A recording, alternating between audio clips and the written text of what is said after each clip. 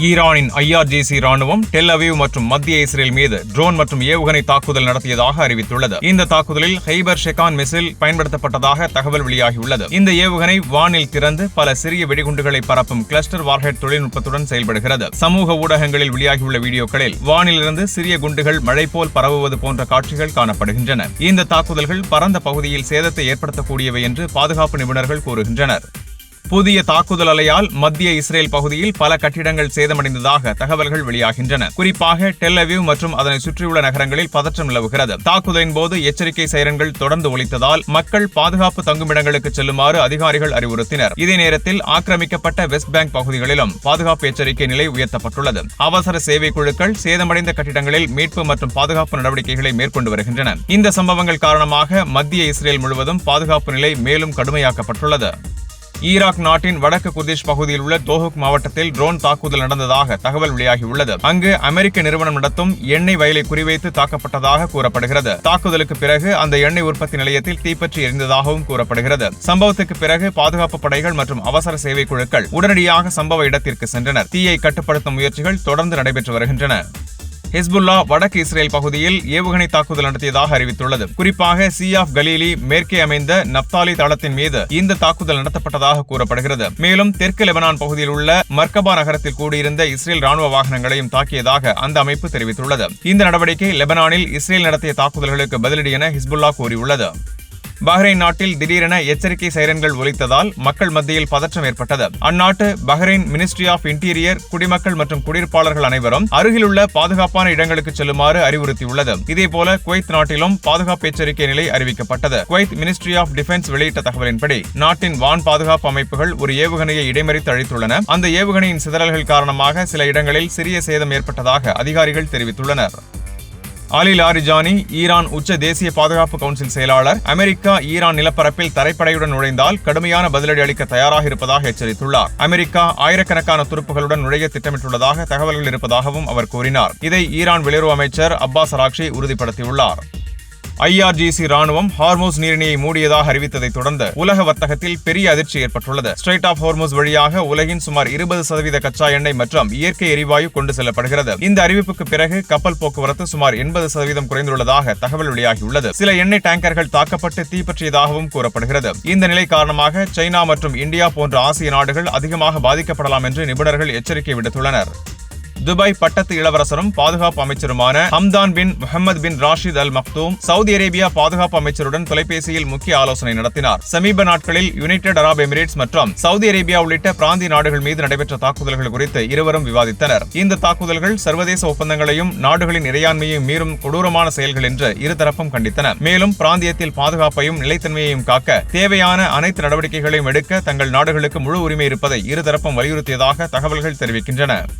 Kuwait city நகரில் உள்ள அமெரிக்க தூதரகத்தின் செயல்பாடுகள் தற்காலிகமாக இடைநிறுத்தப்பட்டுள்ளதாக தகவல் வெளியாகியுள்ளது. அமெரிக்காவின் டிபார்ட்மெண்ட் ஆஃப் ஸ்டேட் வெளியிட்ட அறிக்கையின்படி மத்திய கிழக்கில் அதிகரித்து வரும் பாதுகாப்பு பதற்றத்தை முன்னிட்டு இந்த நடவடிக்கை எடுக்கப்பட்டுள்ளது. பாதுகாப்பு காரணங்களால் தூதரகத்தின் சில சேவைகள் தற்காலிகமாக நிறுத்தப்பட்டுள்ளதாகவும் கூறப்பட்டுள்ளது. அப்பகுதியில் வசிக்கும் அமெரிக்க குடிமக்கள் பாதுகாப்பு வழிகாட்டுதல்களை கடைபிடிக்குமாறு அதிகாரிகள் அறிவுறுத்தியுள்ளனர்.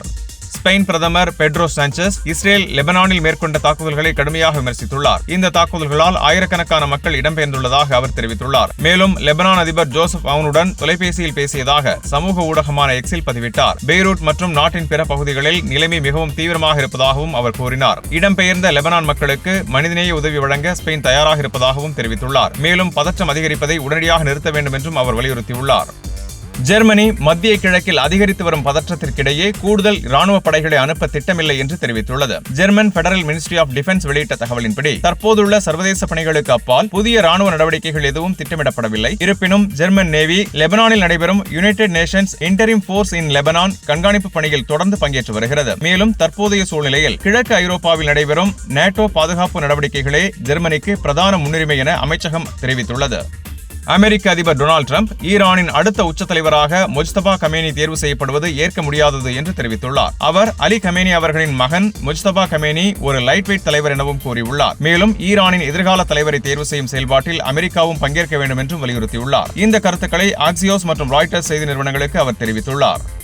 கடந்த 72 மணி நேரத்தில் அமெரிக்கா ராணுவத்தின் மத்திய கிழக்கு பிரிவான சென்காம் ஈரான் நாட்டில் சுமார் 200க்கும் மேற்பட்ட இலக்குகளை தாக்கியுள்ளதாக தெரிவித்துள்ளது. B-2 ஸ்பிரிட் ஸ்டீல்த் பாம்பர் விமானங்கள் டசன் கணக்கான பங்கர் பஸ்டர் குண்டுகளை வீசி ஆழமாக புதைக்கப்பட்ட பாலிஸ்டிக் ஏவுகணை தளங்களை தாக்கியதாக கூறப்படுகிறது. மேலும் ஈரானின் முக்கிய ராணுவ கட்டமைப்புகள் மற்றும் கட்டுப்பாட்டு அமைப்புகளும் இலக்காக தாக்கப்பட்டதாக தகவல் வெளியாகியுள்ளது. இந்த நடவடிக்கைகளின் விளைவாக ஈரான் ஏவிய பாலிஸ்டிக் ஏவுகணை தாக்குதல்கள் சுமார் 90% குறைந்துள்ளதாக அமெரிக்க ராணுவம் தெரிவித்துள்ளது. ஈரான் மீது அமெரிக்கா மற்றும் இஸ்ரேல் நடத்திய தாக்குதல்கள் தொடர்ந்து நடைபெற்று வருகின்றன. கடந்த சனிக்கிழமை முதல் ஈரானில் குறைந்தது 1230 பேர் உயிரிழந்துள்ளதாக தகவல்கள் தெரிவிக்கின்றன. இதே நேரத்தில் இஸ்ரேல் டிஃபென்ஸ் போர்சஸ் பெய்ரூட் தெற்கு புறநகர பகுதிகளுக்கு கட்டாய இடம்பெயர்வு உத்தரவு பிறப்பித்துள்ளது. அந்த பகுதிகள் ஹிஸ்புல்லா கட்டுப்பாட்டில் உள்ளதாகவும் அங்கு லட்சக்கணக்கான மக்கள் வசித்து வருவதாகவும் கூறப்படுகிறது. மேலும் லெபனான் நாட்டில் நடந்த தாக்குதல்களில் 70க்கும் மேற்பட்டோர் உயிரிழந்துள்ளதாக தகவல்கள் தெரிவிக்கின்றன. ஈரானின் கோம் நகரில் தாக்குதலுக்கு தயாராக இருந்த பாலிஸ்டிக் ஏவுகணை தளத்தை இஸ்ரேலிய வான்படை தாக்கி அழித்ததாக இஸ்ரேல் தெரிவித்துள்ளது. இதனுடன் இஸ்பஹான் நகரில் விமானங்களை எதிர்க்கும் வான் பாதுகாப்பு அமைப்பும் அழிக்கப்பட்டதாக கூறப்படுகிறது. இந்த நடவடிக்கைகள் ஈரானின் பாதுகாப்பு திறனை குறைப்பதற்கும் பிராந்தியத்தில் இஸ்ரேலின் வான் கட்டுப்பாட்டை விரிவுபடுத்துவதற்கும் மேற்கொள்ளப்பட்டதாக இஸ்ரேலிய ராணுவம் தெரிவித்துள்ளது.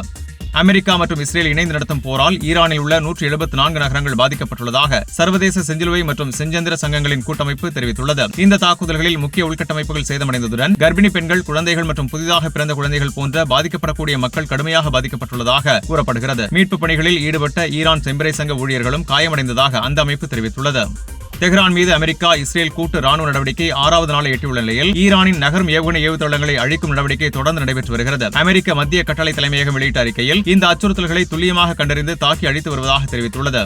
தென்கொரிய ஜனாதிபதி லீ ஜே மியோங் மத்திய கிழக்கு போர் நீடித்தால் உலக அளவில் எண்ணெய் பற்றாக்குறை ஏற்படலாம் என்று எச்சரித்துள்ளார். இதன் தாக்கம் கொரிய பொருளாதாரத்தில் ஏற்கனவே தெரிகிறது என்று கூறினார். பங்குச்சந்தை கடுமையாக சரிந்ததுடன் கொரிய வான் நாணயமும் அமெரிக்க டாலருக்கு எதிராக பெரிதும் வீழ்ந்துள்ளது. சந்தையை நிலைப்படுத்த சுமார் $69 பில்லியன் மதிப்பிலான அவசர திட்டத்தை செயல்படுத்த அதிகாரிகளுக்கு அவர் உத்தரவிட்டுள்ளார்.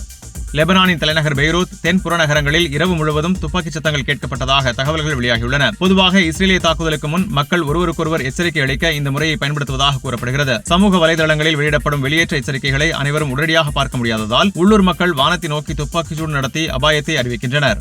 மத்திய கிழக்கில் நடைபெறும் மோதல் நீண்ட காலம் நீடித்தால் உலக பொருளாதாரத்தில் பெரிய தாக்கம் ஏற்படும் என்று சர்வதேச நாணய நிதியத்தின் நிர்வாக இயக்குநர் கிறிஸ்டலினா ஜியார்ஜிவா எச்சரித்துள்ளார். உலக எரிசக்தி விலை, சந்தை நிலைமை, பொருளாதார வளர்ச்சி மற்றும் பணவீக்கம் ஆகியவை பாதிக்கப்படலாம் என்று அவர் கூறினார். இந்த சூழ்நிலையில் உலக நாடுகளின் கொள்கை வகுப்பாளர்களுக்கு புதிய சவால்கள் உருவாகும் என்றும் அவர் தெரிவித்தார்.